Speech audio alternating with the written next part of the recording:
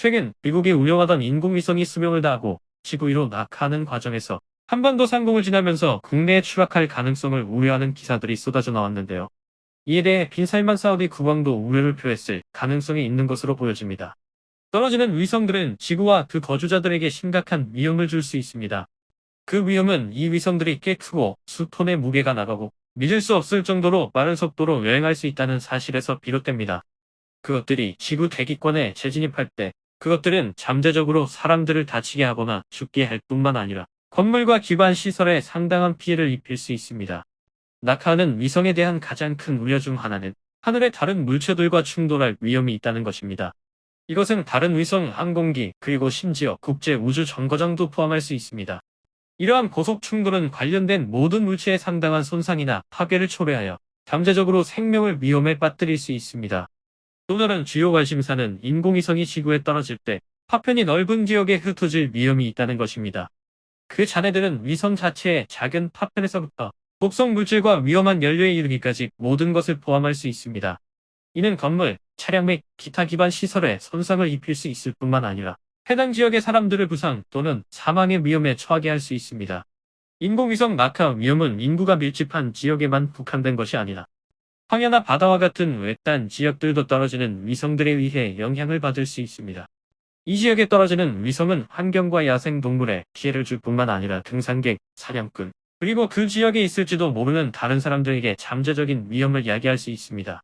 추락하는 위성의 위험을 최소화하기 위해 나사와 유럽 우주국과 같은 기관들은 은퇴한 위성들을 관리하고 처분하기 위한 지침과 프로토콜을 개발했습니다.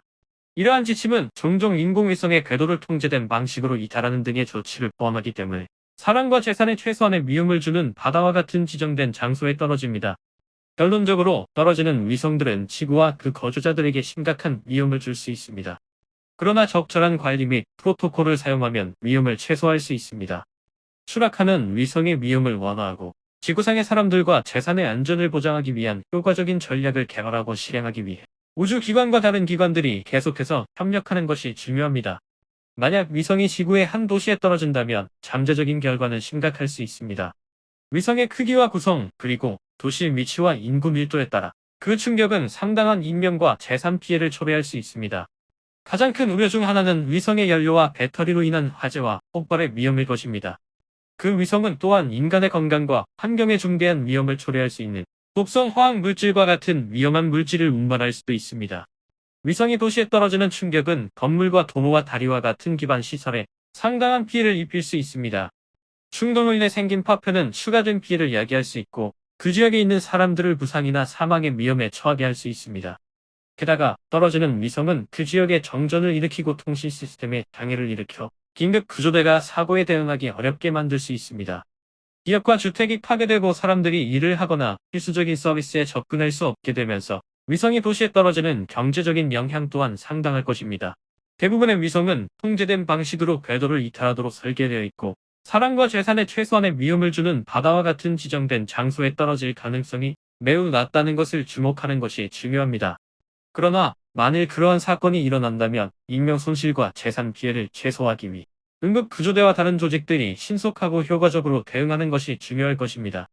한편 최근 카카오 엔터테인먼트는 오늘 사우디아라비아의 국부펀드로부터 9억 6,600만 달러, 우리나라 돈으로 약 1조 2천억 원 자금을 조달했다고 발표했습니다. 카카오의 엔터테인먼트 자회사는 스토리텔링 플랫폼, 음악 스트리밍, K-팝 아티스트 관리 및 기타 미디어 사업을 국내에서 운영하고 있는데요. 카카오는 이번 자금 지원을 통해 해외 진출을 더욱 추진하고 더 많은 투자와 인수를 할 계획이라고 밝혔습니다.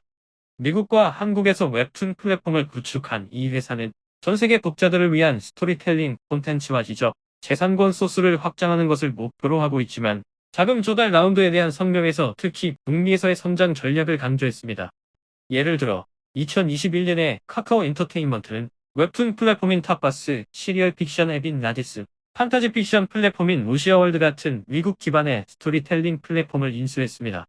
그 회사는 10만 명의 스토리텔링 크리에이터를 보유하고 있다고 주장하며 인기 웹툰이나 웹소설을 영화나 TV 시리즈로 바꿀 기회를 모색할 계획이라고 합니다. 카카오의 배제 현 최고 투자 책임자는 성명서에서 세계 경제의 불확실성 속에서 회사가 이 규모의 자금을 조달할 수 있었다는 것이 중요하다고 말했는데요. 이것은 엔터테인먼트 산업의 여러 범주에 걸쳐 있는 카카오 엔터테인먼트의 독특한 지적, 재산권 가치 사슬의 세계적인 경쟁력과 미래의 잠재력에 대한 증거입니다. 라고 말했습니다. 한편 최근까지 라이브 음악을 포함한 대부분의 대중문화는 각성, 이슬람 운동 중에 제정된 종교법으로 인해 사우디아라비아에서 금지되었습니다. 그러나 최근 한 외신의 새로운 보고서에 따르면 사우디 지도자들이 엔터테인먼트를 포함한 다른 산업에 투자함으로써 석유 의존에서 벗어나려고 함에 따라 변화가 시작되었다고 합니다.